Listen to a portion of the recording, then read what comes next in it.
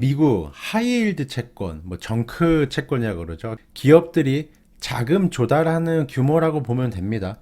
2020년에는 뭐 한 400, 한 2, 30빌리언 정도가 나왔고, 그리고 2021년 YTD니까 뭐 7개월이네요.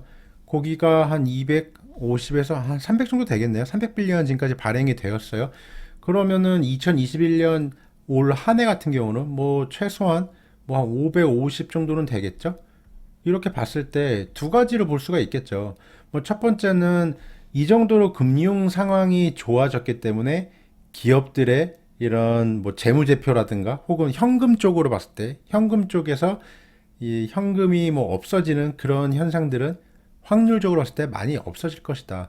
그리고 보면은 이렇게 지금 요거 가장 높은 거 하늘색은 리파이낸스랑 부채를 갚은 거거든요.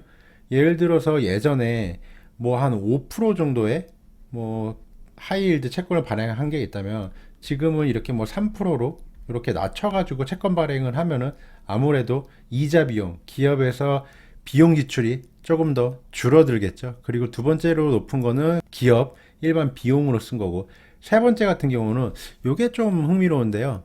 왜냐하면 투자에도 연결될 수 있을 것 같아요. M&A, 인수합병이에요. 인수합병이 벌써 2020년 한 해 동안 여기서 여기까지 요만큼이잖아요. 근데 지금 7개월 만에 이미 작년 금액을 넘어섰어요.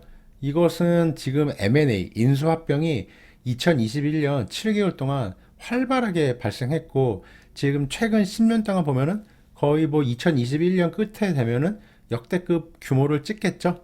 그런 게 봤을 때 지금 인수합병이 최대로 안 되고 있는 섹터가 딱 하나 있죠. 바이오, 제약.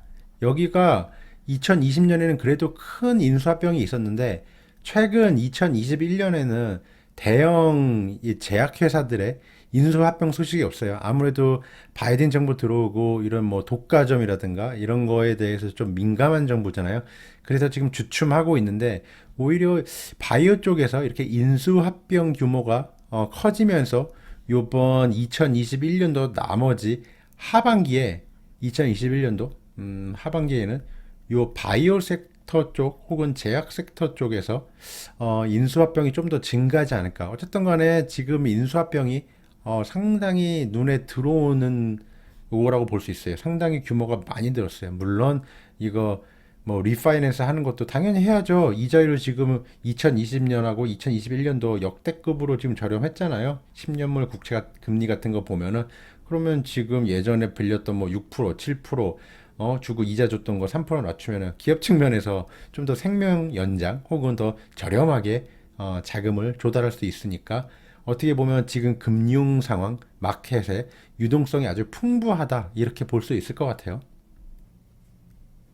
오늘 마켓을 보면은 또 인플레이션에 대해 가지고 또 뭐 마켓에서 좀 하입이 나올 수도 있을 것 같은데 뭐 어차피 인플레이션이 나오면은 이제 금리 인상으로 달려가야 되잖아요. 근데 조건을 생각해 보면은 연준에서 평균 물가제 요거를 도입을 했잖아요. 그러면은 이 인플레이션이 걔네들이 타겟한 게 2%에서 이게 한 1년간 계속 꾸준히 2%의 인플레이션이 2%에 도달하고 그 다음에 1년간 쭉 유지되는 조건이에요. 근데 지금 상황에서 보면은 이미 이거는 충족했다. 그리고 이제 두 번째 또 볼 거 뭐가 있죠? 인플레이션이 2%가 이렇게 있어요. 그런데 이게 걔네들이라고 하면 안 되죠. 제롬 파월 FOMC에서 그랬죠. 이게 오버슛 하는 요런 게 없어야 돼요. 만약 오버슛 하더라도 어느 한동안 일정적으로 지켜본다 그랬어요. 그러면 지금 이게 오버슈팅을 했느냐 안 했느냐, 요거 같은 경우 1번은 일단 거의 충족된 것 같아요. 근데 요거 같은 경우는 살짝 세모예요. 애매해요. 그리고 세 번째 항상 하는 얘기가 있죠. 고용이 최고 상태에 올라오고 맥스 인플로이먼, 그리고 이 고용 시장 레이버 마켓이 완전히 회복되면 한다 그랬어요. 근데 지금 상황에서 보면은 고용이 완전히 회복이 됐네요. 이건 아니거든요. 그래서 금리 인상에 다가가는 기간까지는 요 1번 2%가 한 약 1년간 이렇게 유지돼야 된다는 조건이 있어야 되는데 지금 보면은 YOY라 그래도 작년 뭐 3월, 4월하고 비교해 보면은 이미 1년간 2%를 유지했다.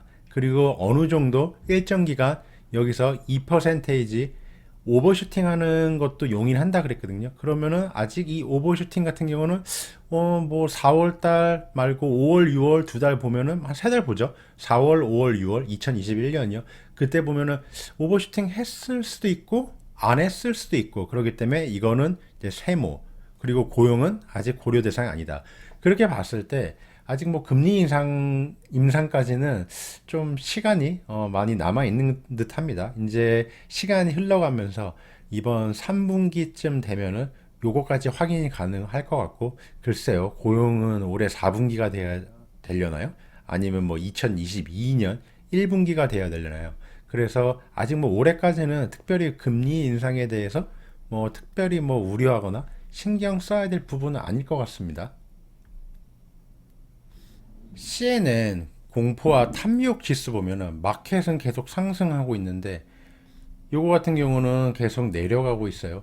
참 재밌는 현상입니다. 이런 거를 보면은 어떻게 해석해야 되나요?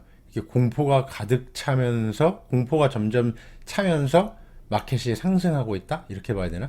그래서 이렇게 공포감 쪽으로 많이 내려가고 있는 추세예요. 이게 아예 쭉 내려간 게 아니라 이렇게 계속 추세적으로 트렌드적으로 이렇게 저점을 낮추고 있거든요. 그럼 이게 어디까지 내려가야 되려나요? 좀 어떻게 보면 살짝 지금 마켓 상승하는 게 지금 상황에서는 참 하락하기가 힘들어 보이지 않나 싶습니다. 이렇게 사람들이 탐욕, 그리드에 가득 차지 않고 공포에 내려가고 있는 상태에서 마켓이 뭐 하락해가지고 뭐 어디 지점을 찍으려나요? 그래서 지금 상태에서는 뭐 매도하고 비중을 줄이는 것보다는 조금 더 상승 요걸 좀 즐기는 게 낫지 않나. 물론 뭐 이게 갑자기 내일 하락할 수도 있습니다만 지금 상황에서 보면은 공포감이 오히려 더 이렇게 큰 상태이다. 이렇게 보시면 될 것 같아요. 나스닥이 미래의 성장을 위해서 현금을 이렇게 땡겨오기 때문에 이렇게 미국 10년물 국채 금리하고 많이 연동이 된다 그래요. 10년물 국채 금리가 하락하면은 아무래도 자금 조달 비용이 낮아지니까 이렇게 나스닥이 상승하는 이런 모습을 보이기도 합니다. 그래서 요거 같은 경우는 US 10년물 국채 금리 요거를 거꾸로 뒤집어 놓은 거예요. 즉 10년물 국채 금리가 이렇게 하락을 하면 거꾸로 쓰니까요. 나스닥 같은 경우 이렇게 상승을 했어요. 근데 최근 요 시점 한 여기서부터 여기까지니까 한 2주 정도 되겠네요. 2주간 미국 10년물 국채가 살짝 단기적인 거예요. 최근 여기 7월 한 8일서부터 여기 오늘날까지 여기 14일까지 그러면 한 6일 7일 뭐 한 1주에서 1주 반 정도 되겠네요. 그동안 10년물 국채 금리가 이거 거꾸로 뒤집어 놓은 거예요. 이렇게 상승을 했어요. 그런데도 나스닥 같은 경우는 계속 상승을 했습니다. 다이버전스가 벌어졌거든요. 이게 둘 중에 하나겠죠. 뭐 10년물 국채 금리가 지금 이런 단기적인 흐름으로 차트로 본다면은 10년물 국채 금리가 이렇게 하락할 때마다 이렇게 상승을 했고 또 하락할 때마다 상승을 했잖아요. 그러니까 지금도 이런 패턴을 맞춘다면은 뭐 나스닥이 하락을 하든지 아니면은 이 10년물 국채 금리가 다시 하락을 하든지 근데 지금 상황에서 보면 어떻게 봐야 될까요?